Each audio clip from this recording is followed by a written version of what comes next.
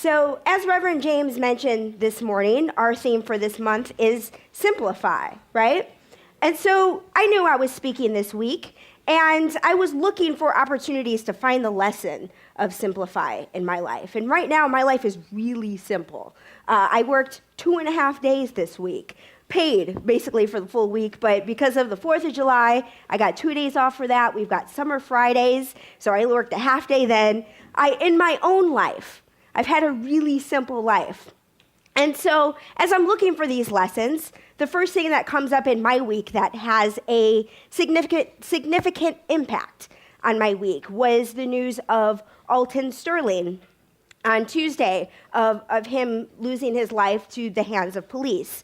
And with the whole idea of simplification, I felt like there was no simple answer for what's happening with the relationship between the Black community and police. So in my mind, I thought, that's not a good subject for this week. It doesn't fit into the theme. As if I'm going to stand here and say, welcome to the world, Delia and Janaya. Now let's talk about racism.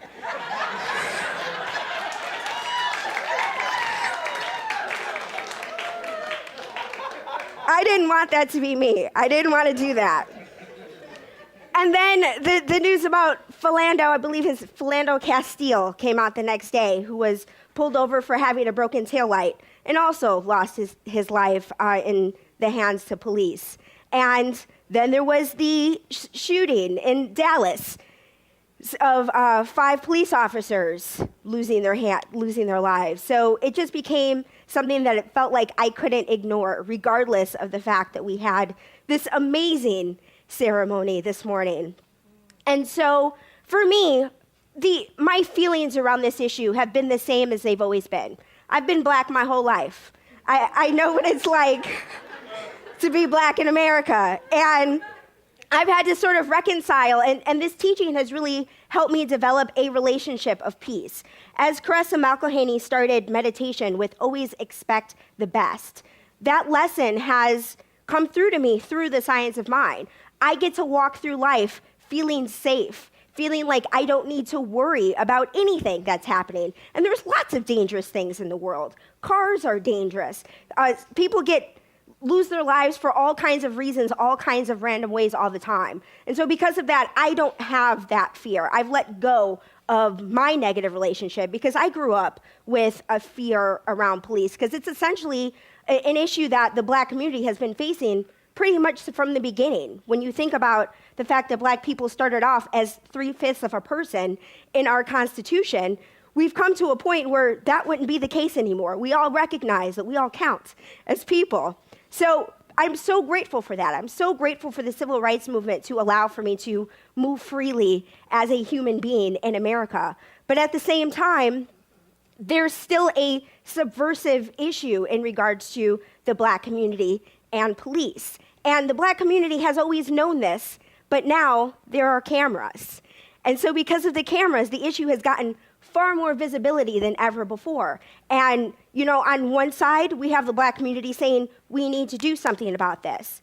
And on the other side, we have all lives matter. And what about Black on Black crime? And so as these debates are permeating, I'm left with the challenge of simplify. How do I present this in a way that's simple? And I can say something like, always expect the best, but I want to point to the concept of the silver lining. When we think about how we are, where we are today, it's because people have taken active action to do something. People have stood up for love. People have participated in peace rallies. My wife actually is planning to attend a peace rally this afternoon. And she talks about how I actually just overheard this on the phone with a conversation with a friend this morning of how she donates to people's bail when they're arrested at peace rallies. And a friend of ours just happened to call this morning and said she's a Black friend, and her white roommates wanted to go to a Black Lives Matter event. And she wanted to know, essentially, basically, I assume I was just listening to my wife's end of the conversation, of whether it was a good idea for her to go to this rally. She was concerned about being arrested herself, and her white friends wanted to have that sort of buffer to prove that they have an ally because they've got their Black friend with them. And And so, my wife said, well, if you end up in jail, I'll help bail you out. I appreciate that. And I have this, and I think of the fact she didn't call me. She knows I'm a minister, but she didn't call me. And my wife knows her because of me. So I'm guessing that she probably called my wife because she knows my wife would bail her out. And I'm just going to say, trust, it's going to be all good. And she didn't want to hear that. So the simple answer is it is to trust that it's all good, but there is a silver lining for all of this. I heard on the radio this morning that Eric Garcetti is starting some sort of initiative to improve unity in the city. And when does Eric Garcetti ever standing up to say, we're going to do something about unity? And I think it's unfortunate that it has to be that someone loses their life over here for us in Los Angeles to say, let's do something about this now. But personally, I am so grateful for the fact that we are talking about unity and love and peace and equality in a bigger way. We're no longer saying, thank you. We're no longer saying Barack Obama is president, therefore we live in a post-racial society and we never have to talk about this again. That conversation has ended. We are saying, let's look at this, let's talk about it, let's do something for unity. So I'm so grateful for that. And so to me, the simple answer is to make a step, to have a conversation, attend a peace rally, do something that feels right for you.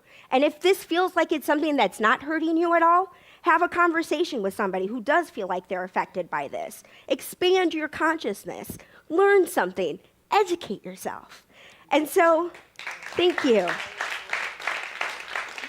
So any of us can take one simple step. And if each of us take one simple step, we get to do something bigger, better. We get to be a part of expanding and living from a place of love, peace, and unity.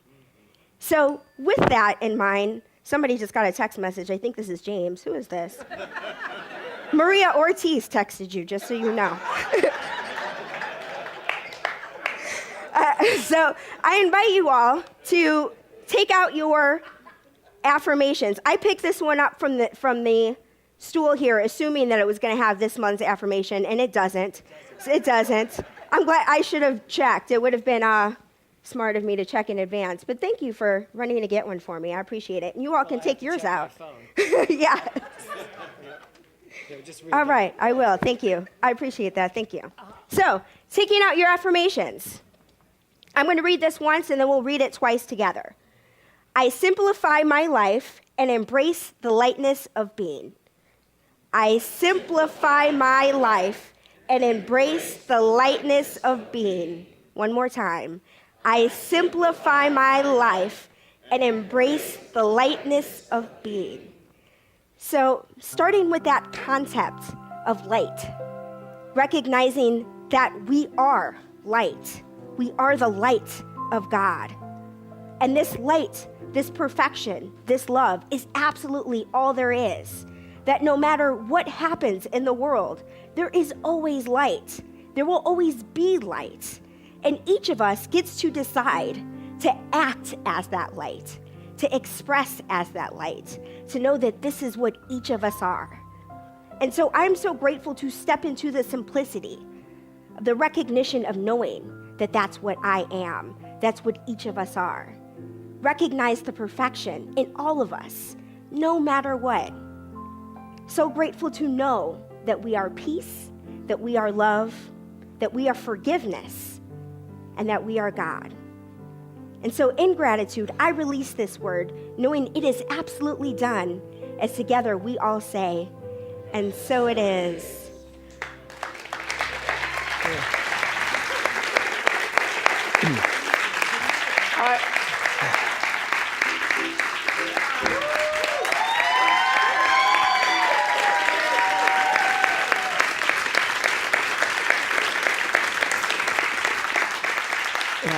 I just wanted to honor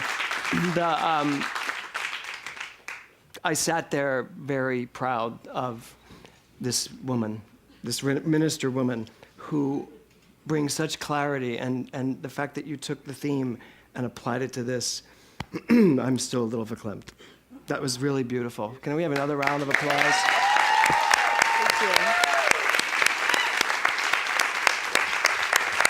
Thank you.